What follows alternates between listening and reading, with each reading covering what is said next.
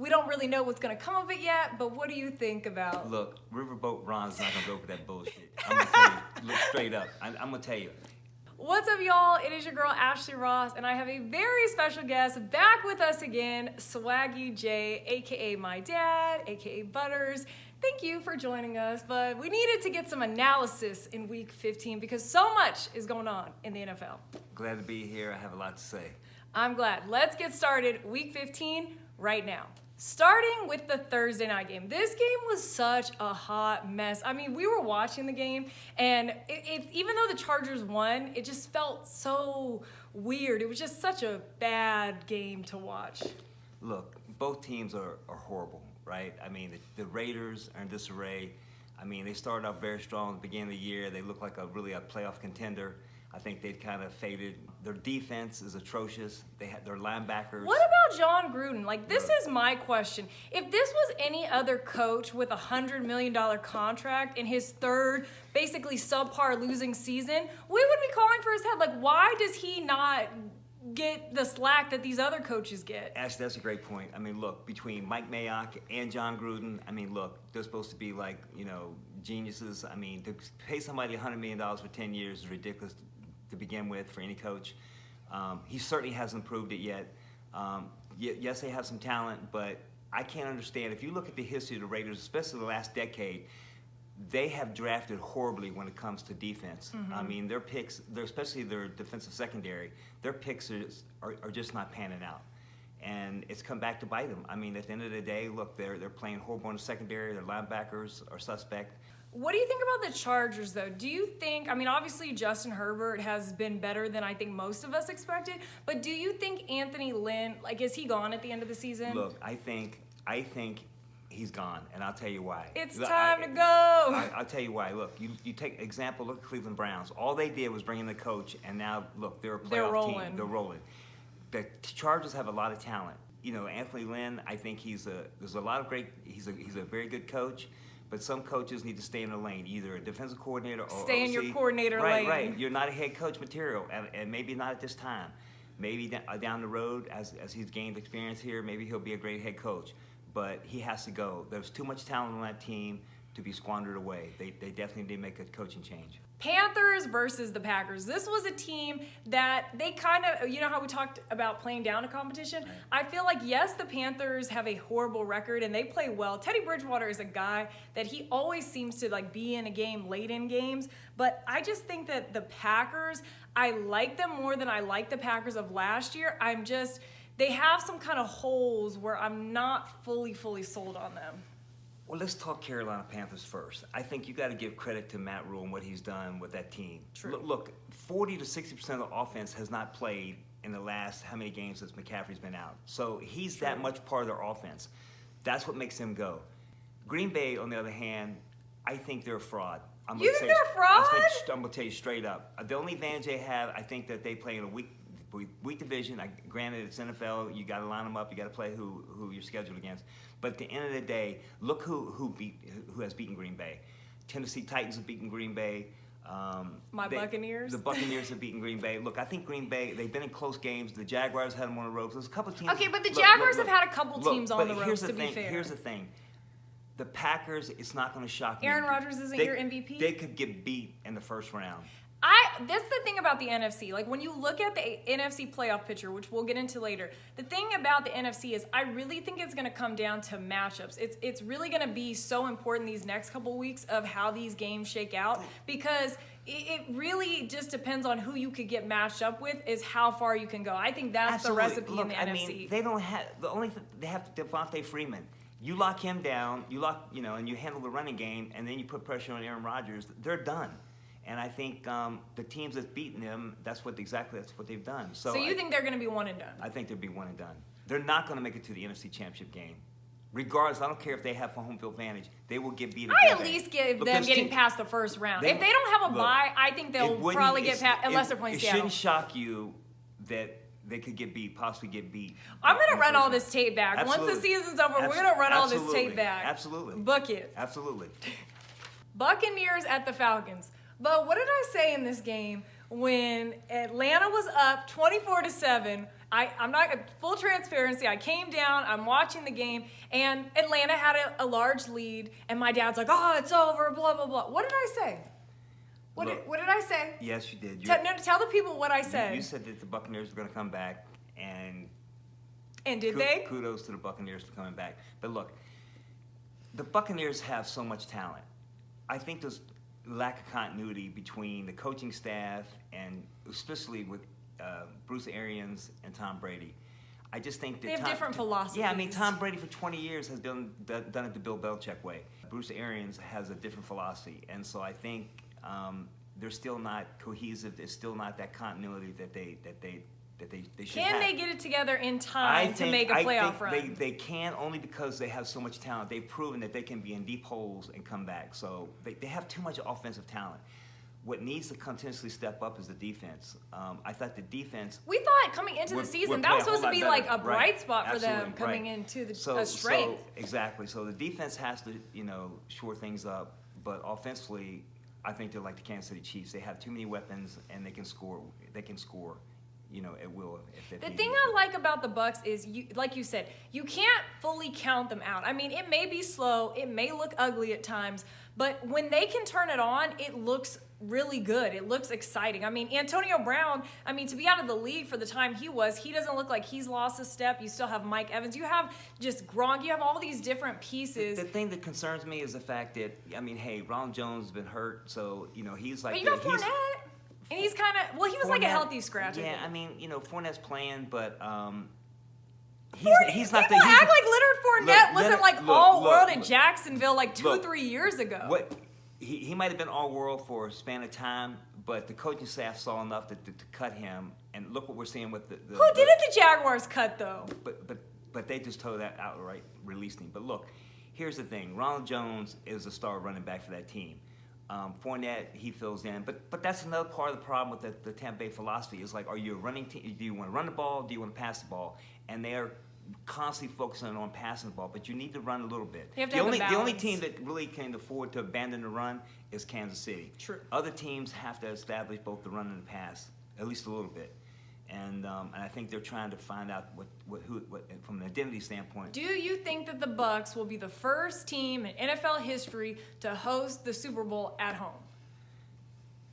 I think there's a distinct possibility, and I'll tell you why. I think the NFC... I need a yes or a no. Again, I say it's a possibility. And the reason being is because I think when you compare conferences, I think the NFC is a much weaker conference with teams. When you look at the 7 playoff teams, I think anybody could win. Any one of those 7 teams that get into the playoffs can win, make it to the Super Bowl. 49ers versus the Cowboys. In the words of our man Deion Sanders, ain't nobody care. This game, the Cowboys, are they even statistically in it? I don't know at this point, but both teams... Anybody's in it in the NFC East, so... But I think they're actually, at this point in the season, I think they're kind of bad. Yeah. They're still mathematically, technically in it, but it's pretty much Washington and the Giants, and then I think the Eagles are, on the outside looking in. Right.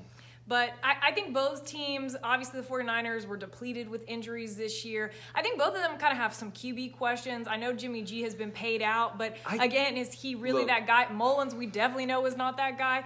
Dak, will he get paid? So, I think these teams have some interesting off seasons coming up. I think there's no question about it. Dak got hurt, and the Cowboys played horrible. Show me the money. Right, so they'd be a fool not to.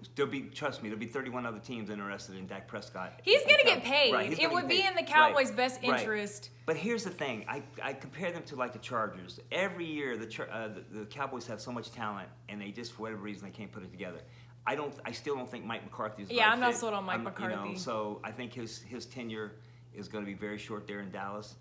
Lions taking on the Titans. The Titans have kind of been one of those teams that's very up and down all season, but the one thing that they have going for them is Derrick Henry. And I honestly think, and this kind of makes me sad about the NFL, is they never want to give the MVP to somebody that's not a quarterback. I think the last running back to win an MVP was AP coming off his ACL. A guy should not have to go through some dramatic situation to be an MVP consideration. The Titans would not even be in the mix if Derrick Henry's not on this team. I agree, Ashley, but I think what gets overlooked with Tennessee is the fact that And Tannehill is like, like he's just a manager of the game. Look, Tannehill makes plays with his leg. He's another He athletic does. quarterback. And they have some very, very good receivers who are very, very underrated. Brown is a very good receiver. The other receiver is a very good receiver. I mean, they have assets to go along with King Henry in the backfield. So I think that they're a dangerous team. The thing that bothers me about the Tennessee Titans, and this was their defense, because that's been their hallmark for the last couple of years, was how good their defense. And I think Mike Vrabel's a defensive guy too. So I don't know if it's because of the injuries, but I think what's going to keep them from going deep in the playoffs is their defense. But offensively, as long as they can run the ball, and like I said, they have receivers that can make the plays. They have playmakers. I think that the Titans are a dangerous team as well. Look, the Titans made it all the way to the AFC Championship game last year. So they did. And they could very well, I mean, it's going to come down between them and the Colts to win the division. So I think, look, they're going to Who do you think is a better team, the Titans or the Colts? I think... In your division, because who's your team, Dad? Who's your team? Who's your team? Kansas City Chiefs. I think if you ask me today, it's the Colts. Texans versus the Colts. Texans, it's just a sad year for them. Colts, however, Phillip Rivers has kind of been the answer for them, right? I mean, they have a good defense.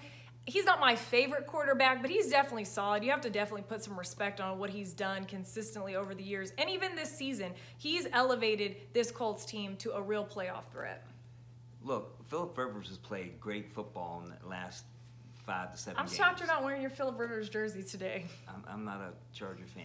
He's a Phillip Rivers fan on the low. I mean, look, he's a very good quarterback, and I think this is his time. I think he has a very good team. Do you think that defense could stifle a Chiefs offense? No, I don't see anybody stopping them. I just don't. To be honest with you, and we'll get into the Chiefs later, but the Chiefs haven't played their best game yet. I mean, I think they either play with people or they're just not. They haven't gave. I like to see them just like play lights out one game, just to see how potent of offense they could really be. And I just don't think they've done that. And look at their record, what 12 or 13-1, whatever they are. Mm-hmm. But yeah, I just think that nobody can really hang with them right now. Yeah. I like the Colts. I think that they might mess around and win the division because their last games, they play at the Steelers and then they play the Jaguars, and obviously the Steelers have fallen and can't get up. So I think the Colts could, if they finish out their season strong, I think the Titans, they have to play the Packers, which I think is going to be a way closer game. So I think the Colts definitely have the gateway to try to win the division. Yeah, I agree. Patriots versus the Dolphins. Rome has fallen. Olympus has fallen. Angel has fallen. Remember all those movies. But is the Patriot dynasty over? Is it done? Yes, it is. I think we can put to rest all the conversations prior to the season, beginning of this season, when Brady left. Was it Brady? Was it Belichick? I think clearly, if you're a football fan and you know football, Tom Brady, for years, doesn't have the weapons. He didn't have it. And look what he's done every single year while he was there. Other than a couple years where they had Randy Moss and some other key players. But at the end of the day, he's had to do more with less. True. I think, look, this year, clearly, Bill Belichick, now granted, like you said, a lot of people opted out. It's a COVID year. The COVID year, they've had some key injuries. So do you feel like it's fair to actually assess who is winning the divorce? Because in all honesty, I mean, you got to look at the Patriots. We're not making excuses, but the facts are the facts. A lot of players opted out. They've dealt with their fair share of COVID situations. Right, and the Patriots, I love Tom Brady. I still think Tom Brady's the GOAT, but you have to be realistic. He hasn't looked the best Tom Brady we've ever seen. I mean, some of these passes have been inaccurate. This is not what we're used to seeing either. People can say what they want to say to Tom Brady. Look at the stats right now, the NFL stats. I think he's top 5 as far as passing yards and everything else. I mean, look, he's in Bruce Arians' offense. But look, Jameis Winston was leading the league, right. So let's talk about the Patriots for a second. I think, and it really bothers me out there for the people that really get on Cam. Look, certainly Cam is not the quarterback from his MVP years, but Cam has nobody to throw the ball to. At the end of the day, their best receiver, Tom Brady's their role. best receiver they had, Julian Edelman, has not even been playing. So they really don't have any good playmakers. And the one playmaker that certainly has been a bust was, is it Neal? Mm-hmm. The wide receiver from Arizona State. that hasn't done anything. So he has nobody to throw to. The running game is really non-existent. It's really all on Cam. The way Buffalo's playing right now, it's going to be their division for many years to come, barring any injuries. But I think you can just pencil in between Miami and Buffalo. They will be the winners of the division for the next at least the next 5 years. It's a new day in Absolutely. the AFC East. Bears versus Vikings. Now, statistically, the Bears are on the outside looking into the wild card spot. But, I mean, this Bears team, they're just not exciting to watch. Their offense isn't really that good. Defensively, I mean, they have moments, but they're not consistent. Vikings, I don't really trust them either. But I just think the Bears are such a letdown. Yeah, I agree, Ashley, with everything you just said. I just think, hey, the Bears need a coaching change. The they need Bears. Quarterback. They have lots of pieces. Defensively, I think they're pretty good, but offensively, they need to make some big time changes.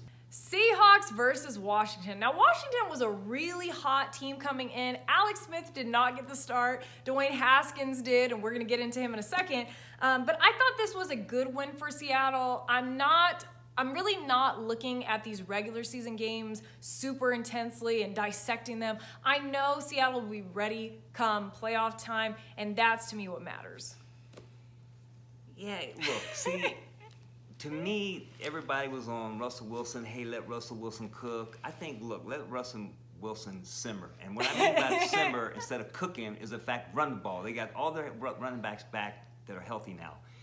Run the ball. Because Russell Wilson's been sacked 40 times. He leads the NFL in being sacked.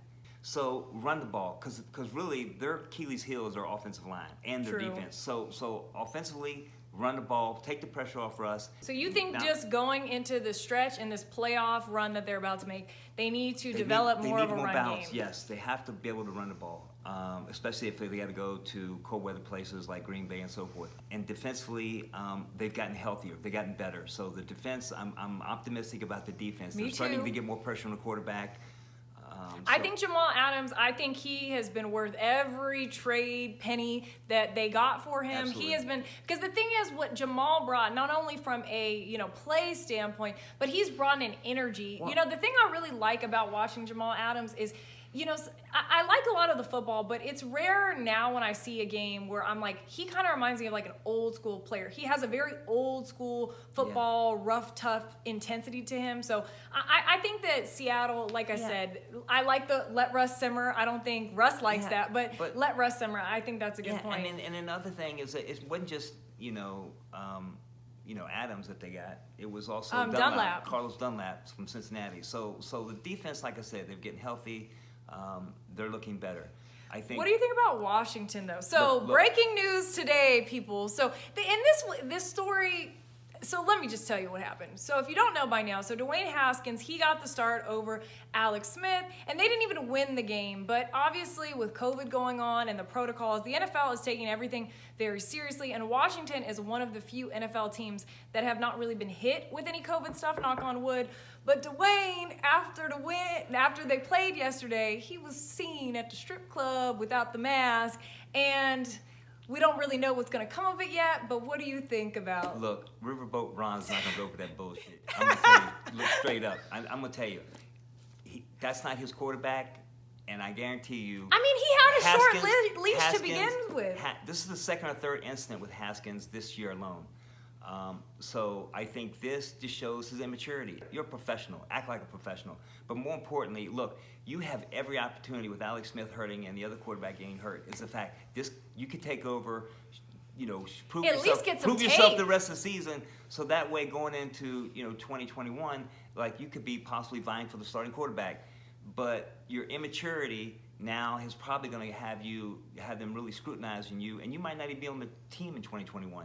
So I think what makes Washington go is their defense. Woo. Chase Young is a straight-up beast. Should be the NFL Player of the Year. I mean, I know that everybody talks about the Rams, but I'm telling you, Chase Young is going to be. That guy is he's special. A force. He's a force to be dealt with. And I just think that defensively, they're going to be a strong team in the years to come. Do you think that they will win out in the NFC East? I mean, they have what's going to hurt them is quarterback play. I think they play the Panthers and the Eagles. Those are their last 2 games. Those are they could win out. I don't think so. You don't think they can beat the Panthers and the Eagles? No. I mean, defensively, I can think they can be in the game, but it's all going to come down to quarterback play. I don't trust Haskins. As I said, Riverboat Ron is not going to have this. He's not going to put up with this. I mean, plus, like I said, that's not his quarterback. He didn't draft him, so that's the last regime. So I'm telling you, that's Ron Rivera is going to be looking for a quarterback either through a trade route or through the draft, somebody for the future that for the Washington team. Dwayne, do better out here, and please, people, wear a mask. Jaguars versus the Ravens. So if the Jaguars, with their potential #1 overall pick, decide to take Trevor Lawrence, will you be a Jags fan in 2021? I don't know. This is my dad. So every week we watch the games. One week he's with Kansas City. The next week he's with the Chiefs. Next week he's with Miami. He is a bandwagoner. This is why I have bandwagon tendencies out here, y'all. I won't deny it. Look, the Jaguars have severely, over the last couple of years, disappointed me. With their coaching. How about the last 2 decades? With their fire sale of players. They haven't been good since 2001 with Mark Brunell. And I'm still not over that. Look, the Jaguars have a lot of needs. #1 starts with quarterback play.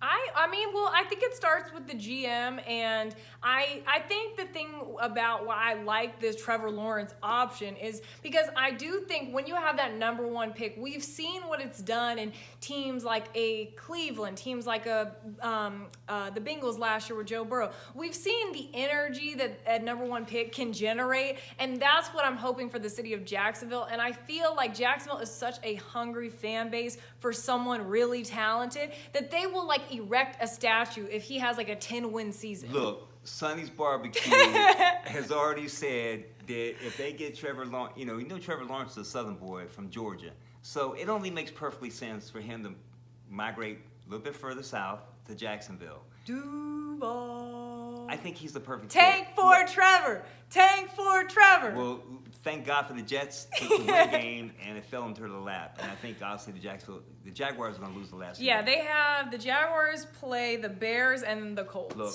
that's the most promising thing for the Jaguars to get Trevor Lawrence. I agree. We will see if he will be rocking his Jags in 2021. And the game that opened the door for the Jaguars to even have the #1 pick, Jets versus the Rams. This was the biggest upset of the year. And even though, yes, the Rams lost to the Jets, and yes, it sounds really bad on paper, I'm not really panicking on the Rams. I still like the Rams. We've said it. You've said it. You think the formula. What do you think the formula is to beating the Rams? Look, it's the statistics clearly show when you put pressure on Goff, he's a totally different quarterback. And I know you can say that with most quarterbacks, but really when you rattle and you get to Jared Goff, that disrupts him, and they're a different team offensively. I just think that they're only going to go as far as Jared Goff goes. The concern right now is Akers. He sprained his ankle. He's got a high ankle sprain. That's not something you can recover within a couple weeks. Mm-hmm. So will he be back in playoff time? They have some key divisional games. I think they got to play Seattle. So really, they play Seattle next week, and then they finish at Cardinals. So that game is going to be critical. Who do you think wins that game? I think Seattle's going to win that game because it's a rematch. It's a revenge rematch because Seattle lost the first game. And that game is at Seattle, which doesn't give that big of a difference this year. But yeah, but Seattle's lost almost every game at home this year if you look at the record. So that kind of worries me in itself. But I just think that Seattle, honestly, they need that game. When the fact that they can't run the ball, I think you can say, hey, look, we can stop the run, force them to pass, put pressure on Goff, and I think Seattle can win that game. But I think the Rams, I think the Rams can definitely go far in the playoffs, but it all depends on how they protect Goff and how well he plays. I agree. I think if they run into the right defense who can, like you said, pressure him, the right kind of schemes in place, I think that the Rams and Jared Goff are going to fold like a house of cards. Eagles versus the Cardinals. So before this game, it might have been before this game or right after this game, rumblings and reports came out about Carson Wentz that he doesn't really like being a backup. I mean, who likes being a backup? But he said he does not should like. have played better. Well, this is what he said. Well, this is allegedly, but it's Adam Schefter, so it's pretty much what he said. He said that he doesn't want to be a backup and he's not interested in being a backup next season. And so basically, either he gets his job back or he's going to go somewhere else. Your thoughts? Look, 2 games Jalen Hurts has started. He beat the Saints, who's probably one of the top 2 or 3 teams in NFC. Then they almost beat the Cardinals, who's definitely a playoff team. And really, if the defense would have made a couple plays or a couple stops and stopped at least one score, they would have won the game. And really, Jalen gave them every opportunity, at the end of the game to win the ball. You've been big on Hurts, though. Like, all season, you've been like, put Hurts in. Look, this is the thing. You can tell talent. Jalen Hurts, he's got that je ne sais he quoi, played that in the 33rd NFL team, which is called Alabama in the SEC, right? So for 2 or 3 years there, he played and he excelled at a high level. Then he goes to Oklahoma and does the same thing. Look, he's been in big games, and I just think he's a big-time player. I think he had a chance to learn a little bit, and I just think this is his time. I think he's a playmaker, and I just think when you see him in there, he reminds me kind of like a Drew Brees, except that what he doesn't get enough credit for, the knock on Jalen was the fact that he's not a very good passer, but he's clearly proven it. Look, he's made some accurate throws. And Philly really, they don't have any weapons. I mean, really, they have receivers who wouldn't start on other teams in the NFL. And look what he's making them. He's rising. What do you think about Wentz's comments, though? Do you think that that's being a bad teammate? Do you think that that's fair? Look, I believe if Wentz didn't have that big contract that's hanging over Philadelphia's head, they would let him go and keep Jalen Hurts. I just think that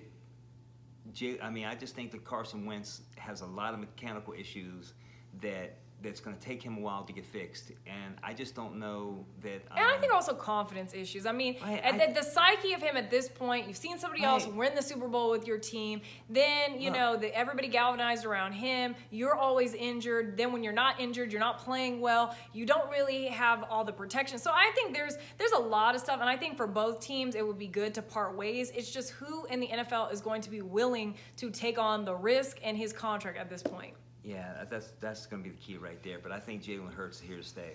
I like Hurts. Hurtsylvania, baby. He'll put a hurting on you. Yeah, he's here to stay. I like Hurts. Chiefs versus the Saints. Drew Brees, he was back, but it didn't make that big of a difference. It did make some difference, but the Chiefs, like we said, they haven't even played their best football, put 4 whole quarters together, and they are still just above everybody else. Let's talk about the Saints first. I mean, Drew Brees wasn't 100%, but more importantly, their best receiver hasn't played in a couple weeks, and that's Michael Thomas. Look, and he just went on IR. He makes that team go. No matter what people say, between Alvin Kamara and him, they're the biggest playmakers offensively, right? And I just think that Michael Thomas is such a mismatch, and he's such a dynamic player that without him, starting, I think it's just they're not the same team. Their offense isn't in full sync. And then like I said, Drew Brees. Now, the one thing that I think that Saints fans should be happy about, they have a tremendous defense that can get to the quarterback. I mean, they have I can't think of the guy's name now, but I think it's Hendrickson. But I think him and Donald are on par with the same amount of sacks as far as lead, in the NFL. But look, their defense can put max pressure on the opposing quarterback, and I think they're going to be a force to be reckoned with. And they have good linebackers, and they have a great secondary. So I think defensively, I just think they're one of the more complete teams. Look, I think in the the NFL. Saints still can go deep in the playoffs and maybe even to the Super Bowl. The thing is with the Saints, I just feel like every time the playoffs have come the last couple of years, whether it be their fault or not, it just seems like something always happens. There's a bad call. There's always something that happens to them come playoff time recently, and I just don't have a super confidence in them. I like them, but again, if they don't have Michael Thomas, Look, I don't see this team as a real deep threat. No, I disagree. I think if they can get Thomas back, and I just think that Drew Brees continues to get healthy, I think they're a dangerous team, and I think they still are the best team I think they're the best team in NFC. Okay, we will see. Sunday Night Football, Browns taking on the Giants. I've said this all year. I really like this Browns team because they have two-headed monsters that can come at you. And Baker Mayfield, we talked about this earlier, coaching is everything. And I believe it's Kevin Stefanski. He's instilled a confidence in Baker to where Baker doesn't have to do it all, and he puts him in positions to win. And I just think this Browns team is so complete, and defensively, they have pieces, and I just can't say enough good things about the Browns. I agree with everything you just said. I think the thing that you was kind of a Browns hater at points in the season. I just want to put that on the record. I'm not a Baker fan, but I'll give credit where credit Baker has moxie. Look, Baker in the last 6 or 7 games has not thrown an interception. So he's made the right plays. He looks very poised back there, and I think that, and like I said, they're another team that they have a lot of playmakers. But when you can run the ball, two tandem, dual-headed like they can, they're a dangerous team. And that defense, like I said, they have a lights-out defense. But I think that they're a very dangerous team, and I think the division is still in play now with Pittsburgh reeling. They're a team that can go far in the playoffs for sure. Speaking of Pittsburgh, let's go to the Monday night game, rounding out the games of the week. Bengals versus the Steelers. Got to talk about it. Juju doing what Juju does, dancing on the logo pregame. And, I think the Bengals players obviously took that very personally and laid a hit on him that we've all seen at this point. What do you think of the pregame dance? Look, Jamie Foxx came out. There's a movie that came out Any Given Sunday. Any Given Sunday, these teams, I don't care if you want, look, the Jets were winless, and the Rams shocked beat the them. world. Look, last week the Saints got beat by the Eagles. The Eagles, who won 3 games. And now you get into Cincinnati that upset the Steelers, and they only won 2 games. You don't need to give teams any more motivation when you go to their 50-yard line and their emblem and their home stadium and you start doing dancing and TikTok and acting a fool.